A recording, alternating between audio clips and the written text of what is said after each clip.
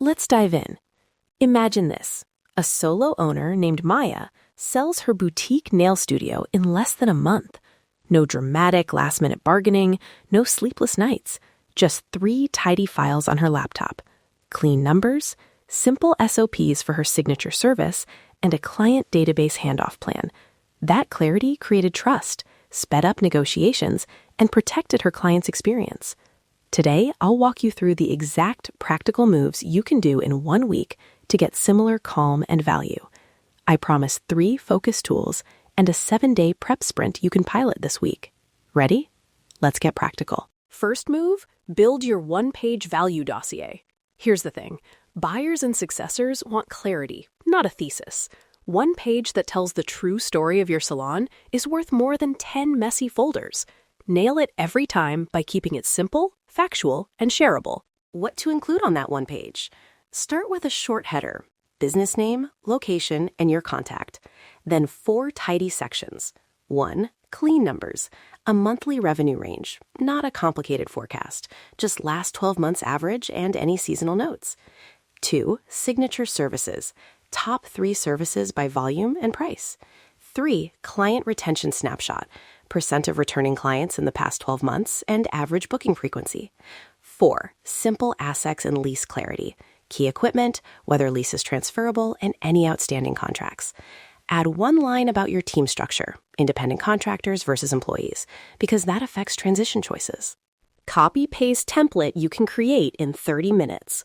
Business name, address, owner contact, monthly revenue range, $$ to $$. Top 3 services. 1, blank, units per month.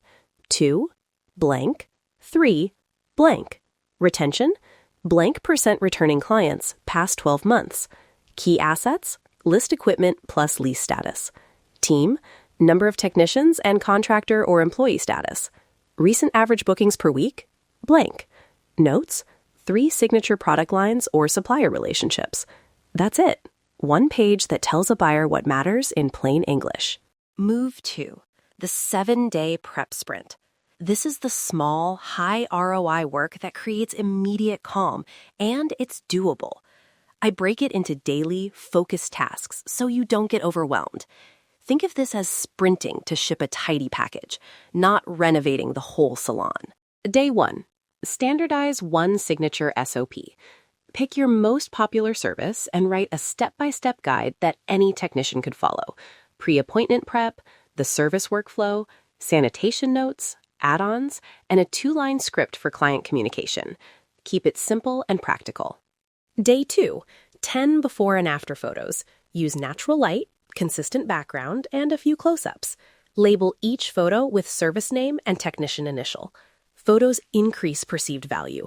Buyers want proof of consistent work. Day 3, export a 12-month booking summary. From your booking system, get a rolling 12-month report. Total appointments, revenue by service, and busiest months. If your system can't export everything, a 2-column sheet that lists month and total revenue is fine. This is about honest clarity, not perfect accounting. Day 4, inventory and supplier list. 1 page that lists consumables, key suppliers, account reps, and typical reorder frequency. Buyers care less about the nail polish brand and more about a predictable supply chain and any specialty products your clients expect. Day 5. Tag 12 recent clients for continuity. Export a small anonymized list, first name only, booking frequency, and last visit month. Don't transfer raw personal contact lists without consent. Privacy matters. Instead, prepare a summary and note which clients have consented to follow-up or marketing transfer. If you plan to hand over contact info, get a short written consent or use a transitional messaging plan that informs clients about the new owner. Day 6. Brand tidy and photos of the space. Straighten signage, take clear photos of your entrance, stations, and waiting area. Make a short brand notes file, social handles, preferred hashtags, and any recurring promotions. This helps a buyer maintain client recognition and keeps your reputation intact. Day 7, assemble everything into the value dossier and a 1-page transfer plan. The transfer plan lists who keeps which supplier account, scheduled training days for staff, and a 30-day client communication draft. Finish with one suggested buyer value proposition. What makes the business special and easy to keep running? A quick privacy note. Don't share raw client lists in an early conversation. Use counts, retention percentages, and anonymized examples until you have a signed confidentiality agreement. For anything legal or tax-related, valuation, asset allocation, or contract clauses, please consult an accountant or attorney. These steps are operational. Professionals handle the formalities. Move 3. Pick the right exit path and protect the client experience. Broadly, you have a few common options. Sell to staff, work with a broker for a local buyer, do an asset sale, or pass the business internally with phased succession. Each has trade-offs. Sell to staff, great for continuity and morale. Expect a lower headline price sometimes, but a smoother client and team transition. Broker sale, wider exposure, and possibly higher price, but more time, more paperwork, and broker fees. Asset sale to a local buyer, simpler transaction, often quicker, but you must be explicit about what's included: equipment, inventory, social accounts, client lists, etc. Internal succession, the slowest but least disruptive. Good for legacy preservation if you have a clear training and overlap plan. Negotiation guardrails to protect your sanity. 1. Define what stays and what goes. Be explicit about equipment, social accounts, gift card liabilities, and vendor credits. 2. Keep a short list of non-negotiables, your staff payroll history, and clear handoff dates. 3. Ask for phased payments tied to transition milestones if you care about ongoing client retention.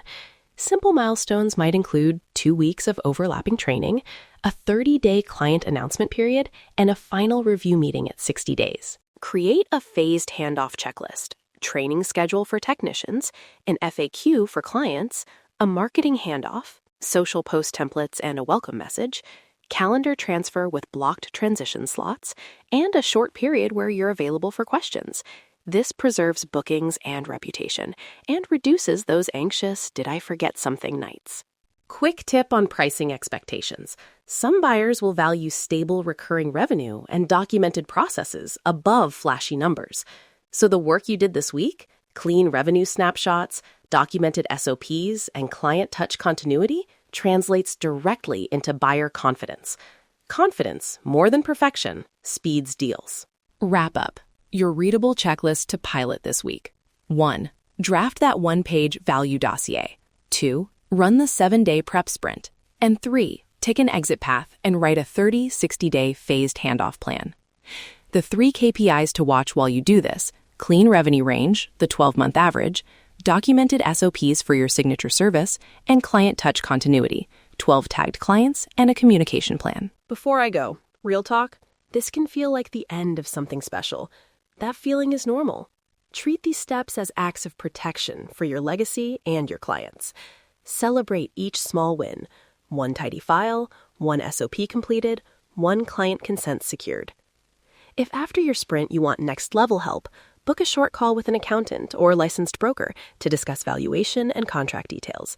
This episode isn't legal or tax advice. It's operational preparation. If this was helpful, subscribe so you don't miss next week's quick business pilot. And remember the show's signature. Let's dive in and make your business shine.